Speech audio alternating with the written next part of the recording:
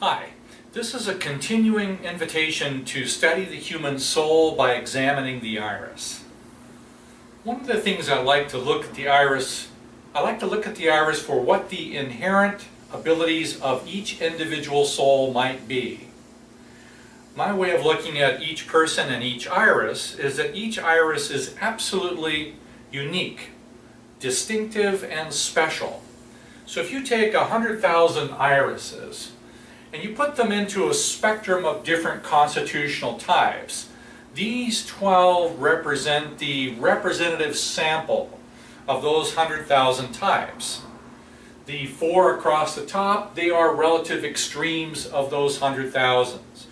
The other 3 down below, this is the content of this 3. This represents the degree of differences in this particular category.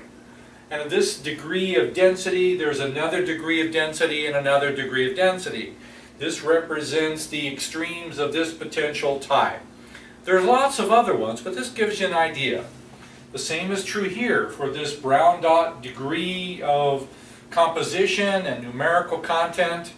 This is the same thing here, the open web type, the additional web patterns, and also in here a little bit less, but these are like degrees. You might consider that these are 12 different aspects that are universal to all souls. Now, the question is to what degree do each of us occupy these 12 different parts of ourselves? One of my experiences about examining people's iris structure is to realize that very few people actually integrate all of these 12 possibilities within themselves. We all have them, but we have a tendency to obscure or to deny or to veil different parts of us. Then relationship attractions, they bring to us the things that we're most commonly afraid of. For example, this consistent, what we call firm type, a connective type, they have a fear of change. So they're most commonly drawn to people that bring dynamic change. The person that loves dynamic change, they're really afraid of being possessed or too controlled or too regulated by somebody who has a desire for security or certainty.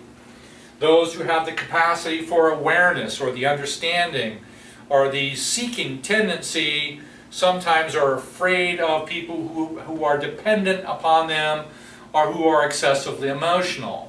Those people who are oftentimes emotional, feeling oriented, they even like their isolation or actually have a fear of abandonment, so they're involved in other relationships in order to be able to deal with their own insecurity. I look at these 12 types like, how do I access these 12 types inside myself? Perhaps one of the most intriguing things to consider is that the higher attributes of everyone's soul is not forced upon us. We're not required to experience our higher attributes. The higher attributes of each soul are only accessed when we have the sincere desire to feel and to discover it ourselves. There's no way that we're going to be required to experience any one of these 12 parts of ourselves until we have the genuine desire to experience the difference in these. What they represent inside the body, what they represent in nature.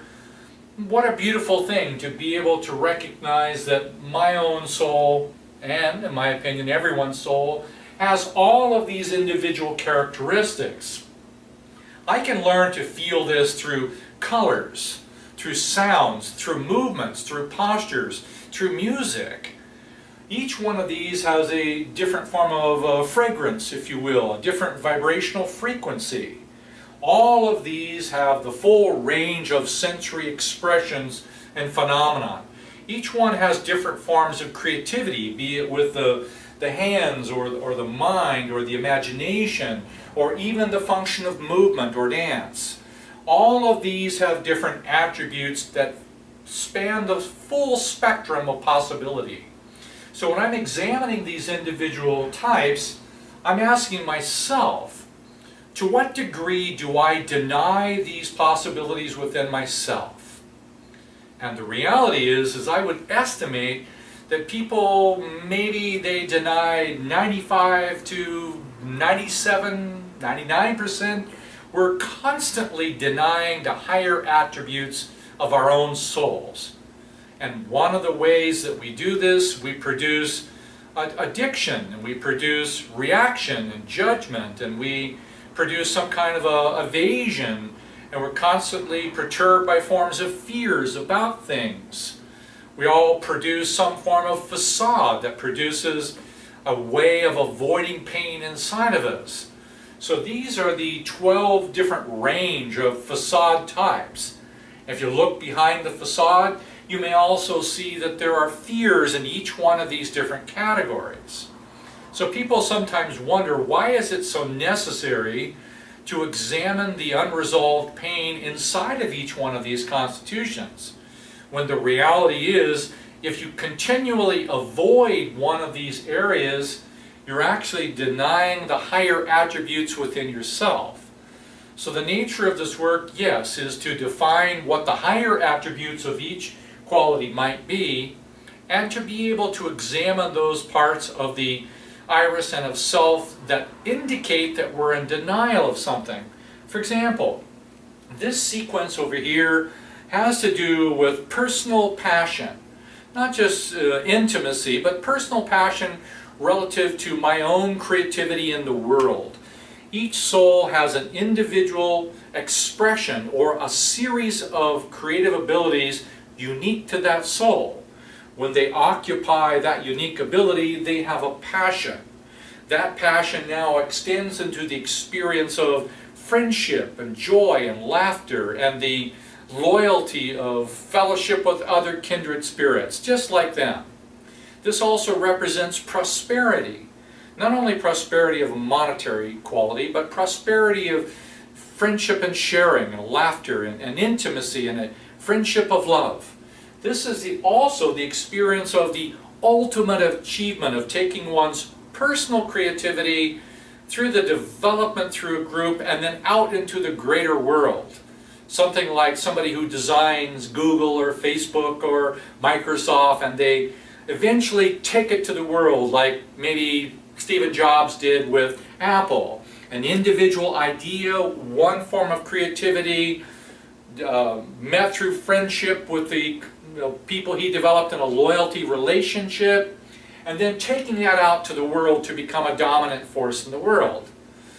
To what percent do all of us engage in this all the time? How many of us are actually doing the job that we really want to do? Because we're doing something because we're bound up in some fear about security or paying the rent or medical expenses. So if we're bound up in fear, we're not really doing this particular passion in the belly, passion in the heart, passion in the head place. This is an overall demonstration of what is really possible in this line. So what percent of this particular line do I occupy? Maybe 3%, maybe if I'm lucky, 5%. So where is that missing, 95% of myself? What can I do to recognize the higher qualities here and ask to discover these qualities within myself? Now take the next line, and this is the physical manifestation into the world through integrity and connectedness. This is the sense of community within my own family. This is the sense of community of the world around me. How many of us really live in an environment where we are in reasonable, close, loving contact to the world around us? How many of us are actually in touch with the people who live near us? In the house next door, the apartment next door, or the town next to our town? How many of us actually live this part of the connectedness not only to ourselves, but to other people and to the environment? Because this sequence has a sequence of connectedness. So to what percent do I occupy this? Well, maybe 3%. This is just a self-assessment.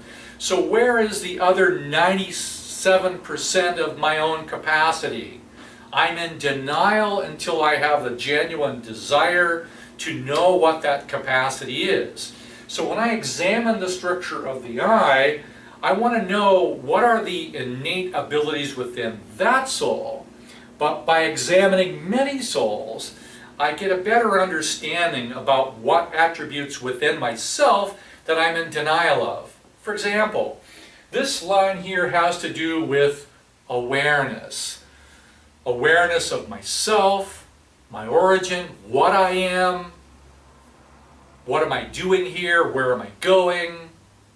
That's important.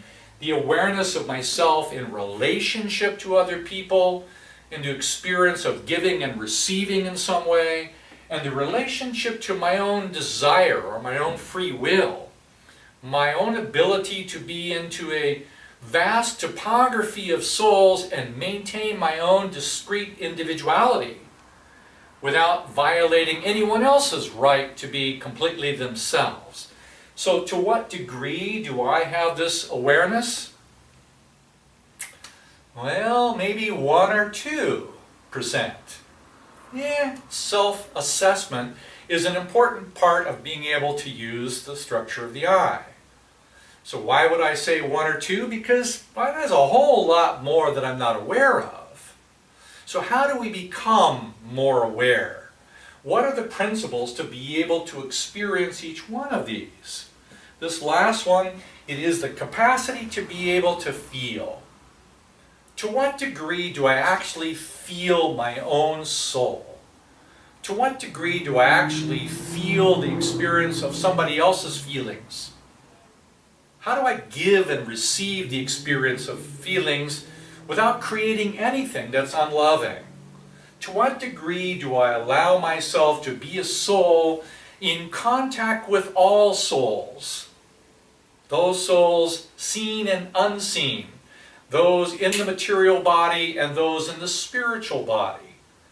To what degree is my own soul in touch with its feelings about all of this? Well, then again I'm back down to maybe a healthy 1%. And even 1% is pretty good. Well, I think it is anyway. So how much more can I increase this capacity to feel? Primarily when I have the free will desire to want to do this. So each one of these 12 different parts of me, I only truly experience them when I have the genuine desire to know the truth about that part of me. And I'm genuinely willing to change things that are denying or obstructing, where there are addictions or attachments or judgments or frustrations and angers that I have acquired in my own family tree that prevent me from knowing this part of myself. All of us have these influences inside of us.